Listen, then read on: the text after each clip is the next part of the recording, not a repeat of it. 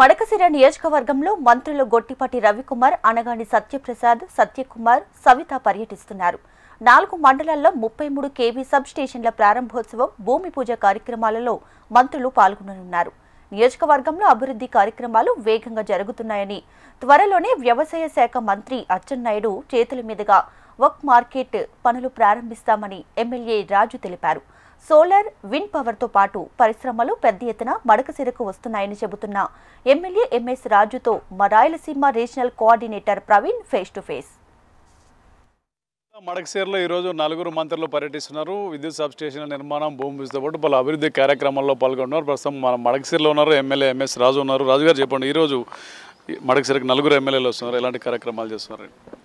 ఈరోజు మడకశిర నియోజకవర్గానికి విద్యుత్ శాఖ మంత్రి గొట్టిపాటి రవికుమార్ గారు, మా జిల్లా ఇన్ఛార్జ్ మంత్రి రెవెన్యూ శాఖ మంత్రి అనగాని సత్యప్రసాద్ గారు, హెల్త్ మినిస్టర్ సత్యకుమార్ గారు, బీసీ వెల్ఫేర్ మినిస్టర్ సవితమ్మ గారు ఈ మడకశిర నియోజకవర్గానికి రాబోతా ఉన్నారు. ఇక్కడ దాదాపు 4 సబ్స్టేషన్ల ప్రారంభోత్సవం, 3 సబ్స్టేషన్లకు భూమి పూజ కార్యక్రమాలు నిర్వహించబోతా ఉన్నాం. పెద్ద ఎత్తున జరిగేటువంటి కార్యక్రమాలకి మంత్రులు హాజరు కాబోతా ఉన్నారు. అదేవిధంగా త్వరలో రవాణా శాఖ మంత్రి ఇండోర్ స్టేడియం ప్రారంభించడానికి మే మొదటి వారంలో రాబోతున్నారు.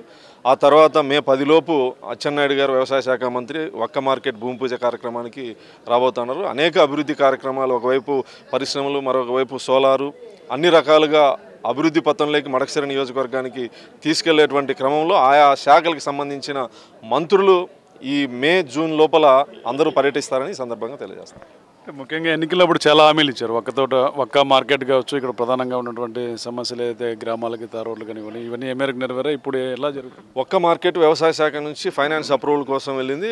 రేపో ఎల్లుండో ఫైనాన్స్ క్లియరెన్స్ అయితేనే భూమి పూజ కార్యక్రమం నిర్వహిస్తాం. భూమి పూజ అయిపోయిన 6 నెలల్లో ఒక్క మార్కెట్ నిర్మిస్తాం. మిగతా కార్యక్రమాలు అంటే పూర్తిగా వెనకబడినటువంటి ప్రాంతం వైపు కర్ణాటక అనుకున్న ప్రాంతం పూర్తిగా చాలా హామీలు ఇచ్చారు. కనీసం తాగునీరు రోడ్లు లేని గ్రామాలు చాలా ఉన్నాయి. బస్సు చూడని గ్రామాలు ఉన్నాయి. వీటన్నిటి మీద అట్లాంటి ఫోకస్. తాగునీటి సమస్య మడకశిర నియోజకవర్గం ఏర్పడినప్పటి నుంచి తీవ్ర సమస్య ఉంది. మడకశిర నియోజకవర్గంలో కూటమి ప్రభుత్వం ఏర్పడిన తర్వాత, ఎమ్మెల్యే అయిన తర్వాత తాగునీటి సమస్య పరిష్కరించేందుకు యుద్ధ ప్రాతిపాదికన పనిచేయడం జరుగుతుంది. మున్సిపాలిటీలో కావచ్చు, గ్రామీణ ప్రాంతాల్లో కావచ్చు. దాదాపు ఇప్పటికీ 120-130 బోర్లు వేయించడం జరిగింది. మోటార్లు, పైప్ లైన్లు గ్రామాల్లో ఏర్పాటు చేయడం జరిగింది.